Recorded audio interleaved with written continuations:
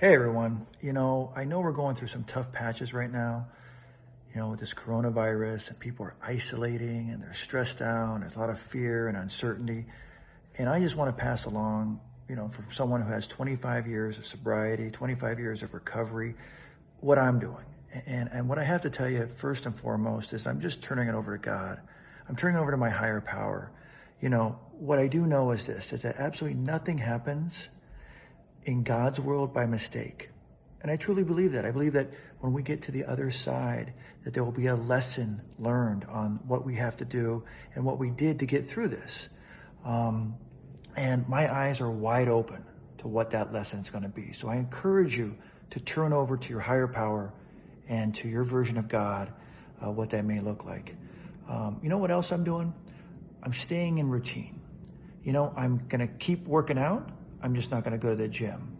I'm going to do some hiking. I'm going to do some stairs. I'm going to do some push-ups and sit-ups at home.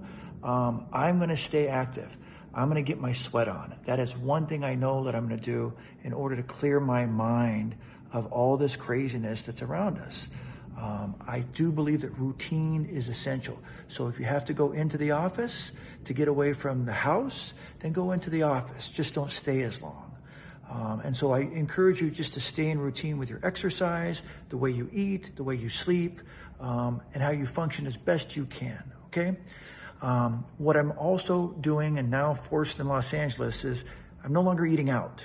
I'm going to eat at home. I'm going to put really good stuff into my body.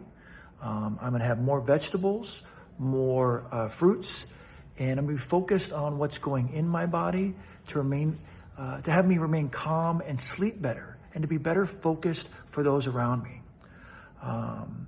And I got to be honest with you, this is where it all starts for me. Recovery first. So I go to 4 12-step meetings a week. I'm going to continue to go to those four meetings. Some of them in person, because the secretaries have opened the doors for them to remain in-person meetings. I'm going to be able to see my tribe, put my hand in the air and share about my pain in terms of these times. But I'm also going to use technology. Zoom, Facebook, FaceTime meetings. Use technology and begin to do that in terms of your meetings. I know that 2 of my meetings are going to be in person and 2 of my meetings are going to be Zoom. But I'm going to continue, again, with my routine in recovery with 4 meetings a week. I'm a big fan of breath work, and I have to do breath work. And so I'm going to do 2 versions of breath work during these times. One is what I call a 7 and 7. It's 7 breaths in, and you hold it for 7 seconds at the top, and then you blow all the way out. And you hold for 7 seconds at the bottom. And it's a quick little breath work. I'm also going to tap into my friend John Paul Crimy's online class. I don't know what the schedule is, but he's really good about his emails and his Facebook posts. But when he has an online class, I highly, highly recommend it. He has transformed my life in terms of breath work, and I will do that at least once a week. I got to be of service to people. And the way I can be of service to people is really listening to them. I know people are struggling with this way more than I am. I know that the people are more concerned about their families, their jobs, their welfare. And what I want to be is just someone who's just going to listen. I'm just going to listen. I'm not going to have expectation of when this is going to be over or what I think is going to happen. I'm not going to insert my opinion. I am just going to be a good listener. I also want to ask that you try this out. Every day at 5 o'clock, I'm going to call 5 people in my network and check in with them. I call it a 5 at 5.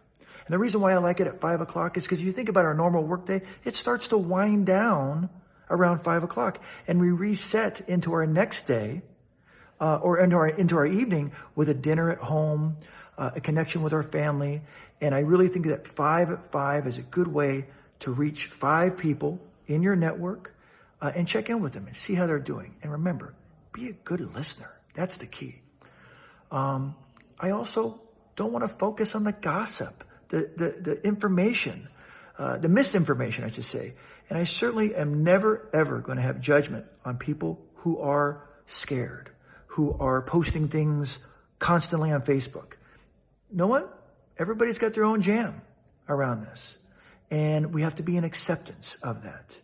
We have to be in acceptance of what's going on today in terms of this virus. And I encourage you to make a place and a space for your friends, your family, your coworkers, all the people that are in your life, to be a place of solace for them. And then last but not least, here's what I would encourage you to do. Be in gratitude. You know what? I get to spend more time at home. I have some ideas on the shelf that have been up there for a while. I'm going to pull them down and I'm going to begin to work on them. I'm going to work on a better version of Greg as we come out of this cave. And you know what I like most about this is I get to spend more time with my wife and my family to connect with them. Because I know deep down in my heart, here's what's going to happen. A year from now, I'll be driving around with my two girls and they'll be like, Papa, remember when the coronavirus was around and we played all those board games, or we played hide and go seek, or we spent a lot of FaceTime with relatives that we normally don't talk to? So again, these are just things that I'm doing. I feel good about this. It's 25 years of recovery. It's 25 years of sobriety. And I just think that all of us need to be kind to each other. Above all, be kind. That extra smile, that extra door to be open for somebody, that extra phone call, make it. So I just want to remind you that these are things that I'm doing to stay grounded, stay calm, and create a place of solace for myself. But overall, this is what I'm doing for my own recovery. This is what's going to keep me sober. Because the last thing I want to do is get some harebrained idea where I want to isolate, not pick up the phone, draw the drapes, and really disconnect from the world. When we do that is almost when we begin what I call the prelapse. And so I just encourage you to take 1, 2, all of these things I mentioned today and begin to use it in your tool belt, in your recovery tool belt, to protect your sobriety and to protect your recovery. That's why I do it. It's for my recovery. Because without my recovery, I don't have the life I do. And you know that, and I know that really, really well. Thanks.